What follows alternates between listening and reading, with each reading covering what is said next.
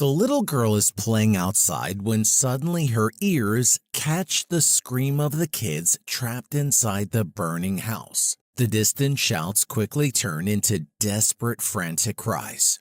Todd crawls outside screaming. The little girl runs to her house and calls out for her mother. She tells her that there's a fire outside. The mother rushes outside. Todd tells her to call the fire department. She immediately calls the fire department. The woman nervously answers questions on the phone while watching the house burn. Yeah, it's my neighbor's. She indicates that there are babies inside the house and gives out the address they're at. Todd pushes his car out of the way so it doesn't get destroyed. Todd breaks one of the windows, but fire breaks out, resulting in an explosion. The fire continues to break out through the doors, making it impossible for Todd to get inside to save his kids. Todd starts crying and praying for his kids, knowing it is too late to save them now. The house was in ruins and his daughters were gone. This is where the tragedy begins, but also where society fails him for the first time. It's the moment grief becomes suspicion and love becomes a crime. As Todd stood outside watching his world collapse, neighbors whispered and authorities took note of his reactions that would later be used against him. The police investigators gather information, examining the scene, interviewing witnesses, and analyzing what little evidence remains after the incident. As they piece together their findings, they formulate their own hypothesis on how the fire might have started. Both investigators become increasingly convinced that Todd is responsible, believing he deliberately set the fire while the children were asleep, ensuring they had no chance to escape. Todd and his wife Stacy are down at the police station being questioned by the investigators. Anything unusual happen? They ask him all sorts of questions ranging from the night before the fire to questions about past disturbances in their relationship. Todd has been in a lot of trouble before, so they are suspicious of him. Todd tells them everything that happened that day, but the investigators don't seem convinced. Todd wasn't perfect. He had a temper and his relationship with Sherry was filled with arguments. But he loved his children deeply. Because you don't have a fucking job, that's why. That love, however, would soon be overshadowed by tragedy, suspicion, and a system that was all too quick to judge. Then I realized I could hear Amber screaming, "Daddy, Daddy." After their children's funeral, Todd and Stacy get into a heated argument while heading home. I'm hurting too, baby. Did you hear a word I said? Eventually, they get pulled over by the police and Todd gets arrested for the murder of his 3 daughters. What should have been a period of mourning quickly turned into an interrogation. Investigators combed through the wreckage and concluded that the fire was no accident. It was arson. The burn marks, the patterns in the debris, the way the flames had spread, it all pointed to an accelerant, they claim. And there was only one person to blame, Todd.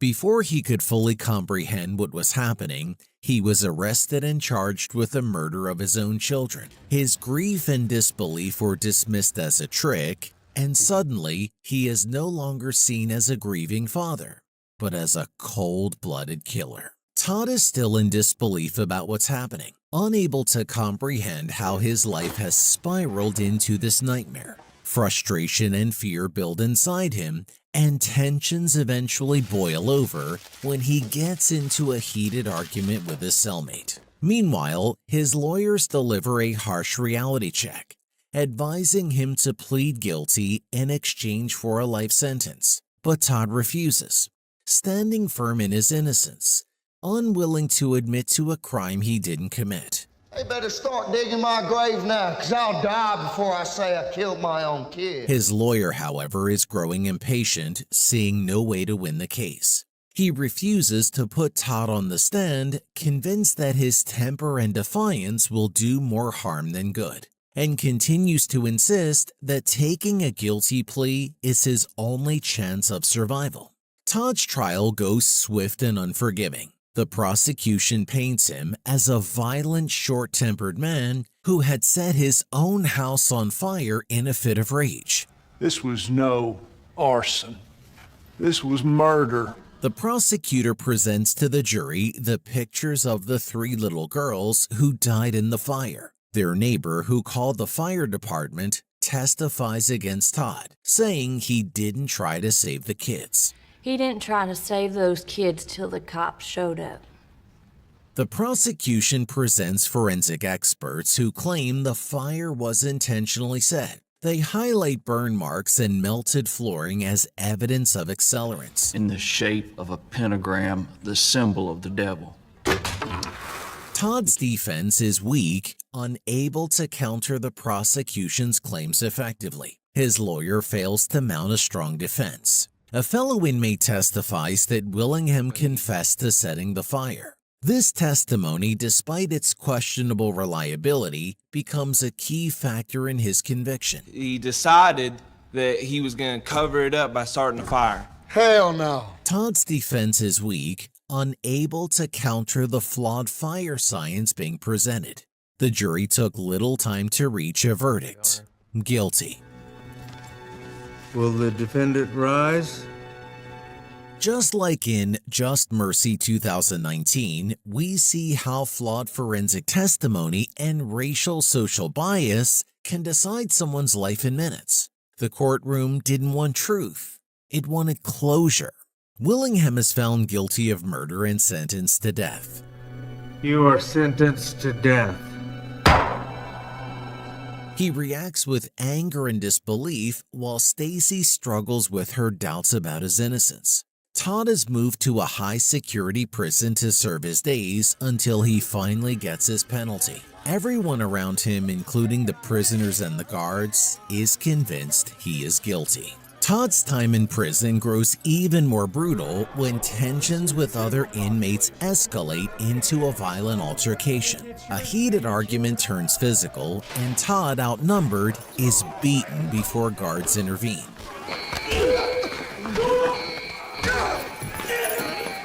Each beating leaves him more broken, his body aching, his spirit wavering. With no one to turn to and no way to fight back, Todd is left alone with his thoughts, his anger, and the overwhelming fear that he may never leave prison alive. Willingham spends years in a solitary prison cell, growing more frustrated and hopeless. He writes letters to the outside world proclaiming his innocence and describing his life behind bars. He also writes letters to his wife Stacy, who hasn't come to visit him after his imprisonment. It already feels like so long ago. Stacy reads his letter and decides to write a letter to the governor about Todd's innocence, but she gets into a fight with her grandmother because of it. Todd continues writing to Stacy, holding on to something real in a world that now feels cold and unforgiving. But in between those descriptions, he also reminisces about the life they once shared, the moments of love and laughter that now seem so distant. Writing becomes his only escape, his only way to feel connected to the outside world. One day while in the prison yard, a fellow inmate pulls him aside and offers a slight bit of hope. The prisoner tells Todd that he can reach out to Texas Equal Justice, an organization that helps those who have been wrongfully convicted. If he writes to them and explains his situation, they might be able to assign him a lawyer who can fight for his appeal. You saying I can get me a new lawyer with no money? Yeah, boy. He returns to his cell that night, determined to write yet another letter. A new lawyer is assigned to him, and he provides him with books that might be helpful to him, and asks if he has any other assistance that might help them in the process. Todd tells him there isn't anybody that's willing to help him. In prison, Todd and the other prisoners wait for their dates while bidding farewell to the prisoners who have received their penalty dates. Let's go, brother. Yes, you can, brother. Yes, you can. Yes, you can, brother. 7 years go by, and Elizabeth, a single mother with a strong sense of justice, reads about Todd's case and decides to write to him back. Todd writes letters to Elizabeth, walking her through his days in prison and his frustration while staying there. He adds her to the visitor list so that she can come and visit him one day. Elizabeth finally decides to pay him a visit and discuss how she can help him. Elizabeth and Todd have a very good first impression. Thank you for coming, Mrs. Gilbert. Really nice to meet you. And Elizabeth leaves determined to help him. Todd begins to open up, showing a side of himself no one else sees. Through Elizabeth, Todd found a voice, someone who believed in his innocence when the world had already condemned him. And through Todd, Elizabeth found a cause that would consume her life, a fight to prove that justice had failed. Elizabeth faces her only difficulties at home because of the death of her ex-husband, who is the father of her 2 children. Todd keeps sending her letters and updating her about his life. He seems to be learning a lot during his stay there. I guess after all this time, the hate just kinda burned out of me. Elizabeth starts visiting Todd more frequently, and with each visit, their conversations grow deeper and more personal. Much like in Dead Man Walking, this unlikely bond becomes more than just legal help.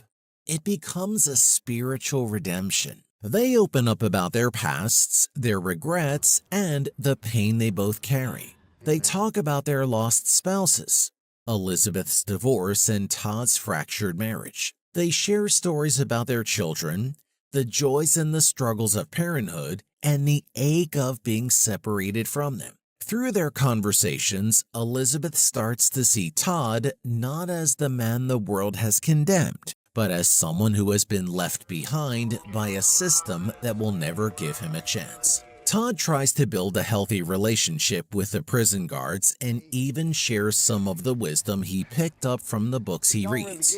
To live is to suffer, and to survive, you have to find meaning in the suffering. He mentions that he made a promise to his daughter and that she often visits him in his mind. To live is to suffer. He maintains a peaceful interaction with a prison guard and even shares personal information like the guard's daughter's name. Todd keeps on having imaginary interactions with his eldest daughter, moments that bring him both comfort and pain as he struggles to cope with his isolation.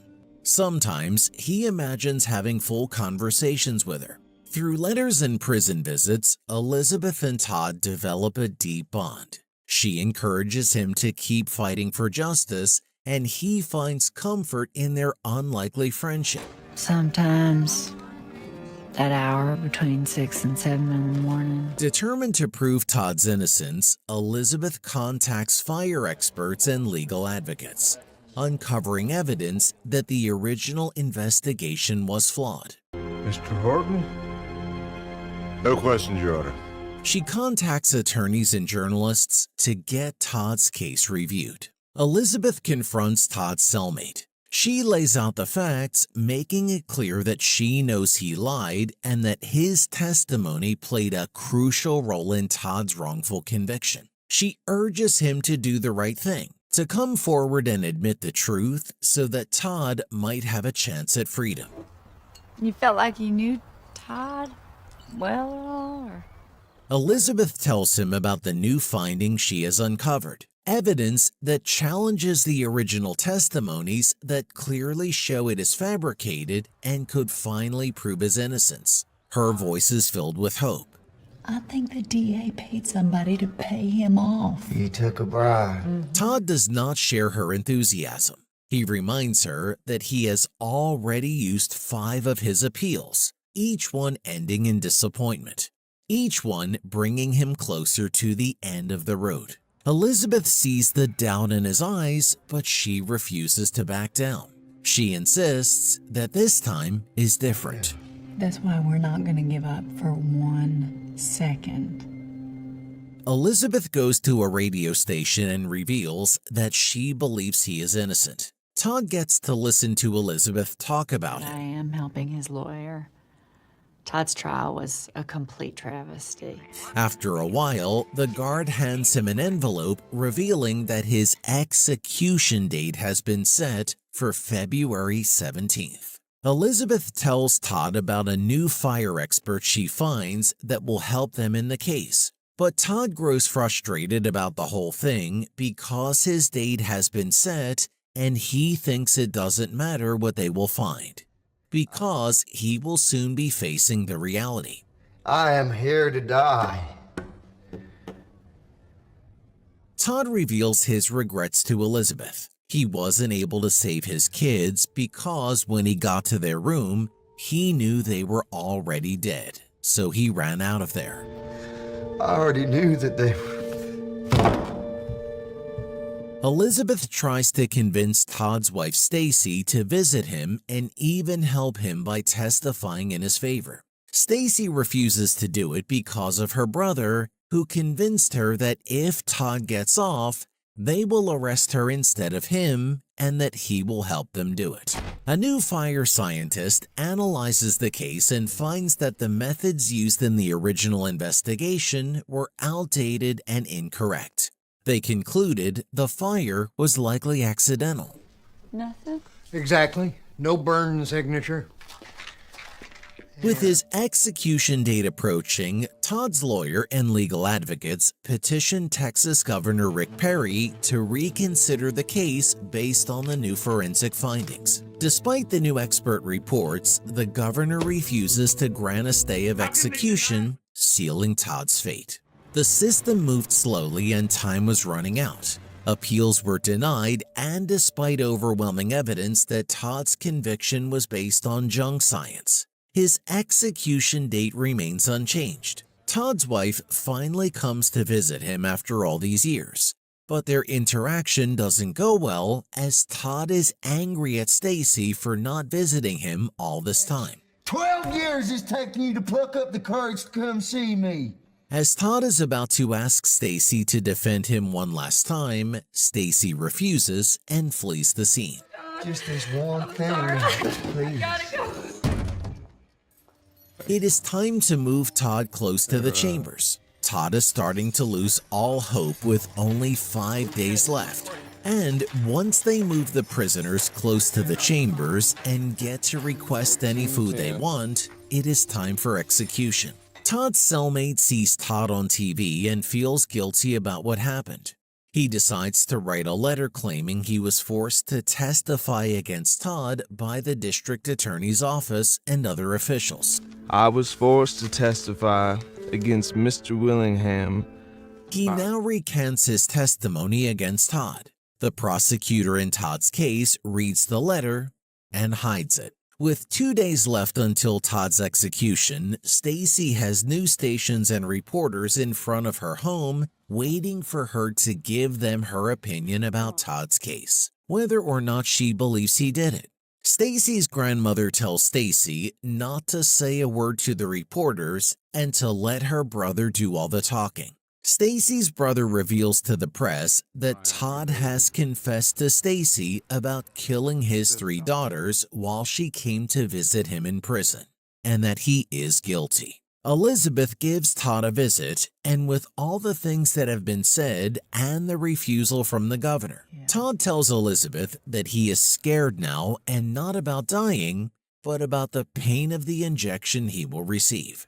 Todd asks Elizabeth if she is going to be there in his final moments, and Elizabeth promises to be on his side when they do it. You gonna be there, right? Elizabeth goes home troubled about what is going to happen to Todd. The evidence clearly shows that he is innocent, but the state is refusing to give him his right to prove himself innocent. Elizabeth breaks down in tears, feeling sad about the ugliness of the world her kids have to witness.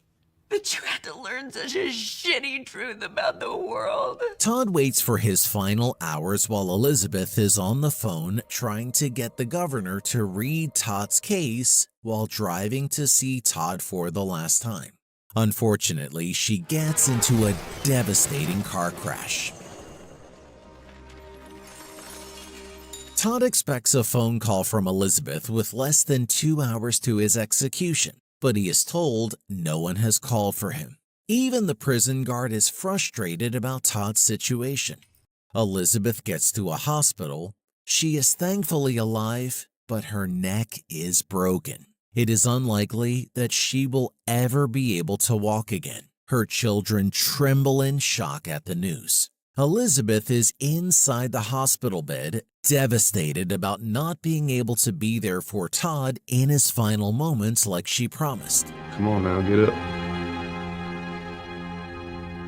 Todd writes a letter to Elizabeth after he figures out that she hasn't shown up. The guards come to his cell to escort him to the death chamber. He initially tries to fight them off by sticking to the floor so they won't take him, but he finally gives in. Some people came to support Todd in his final moments, including his ex-wife. But Todd isn't really glad his ex-wife showed up and asks for her to be removed.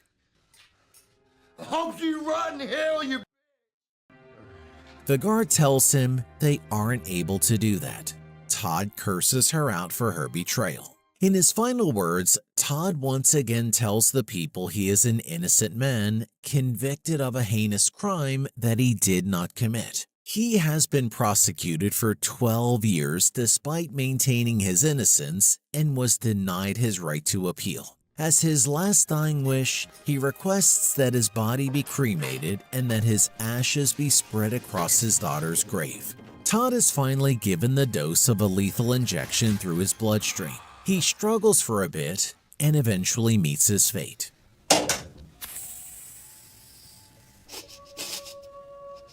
The movie ends with a touching scene of Elizabeth reading Todd's last letter. It brings the story full circle. Elizabeth reads one of Todd's letters, remembering his resilience while his life was taken. His words and his story will live on.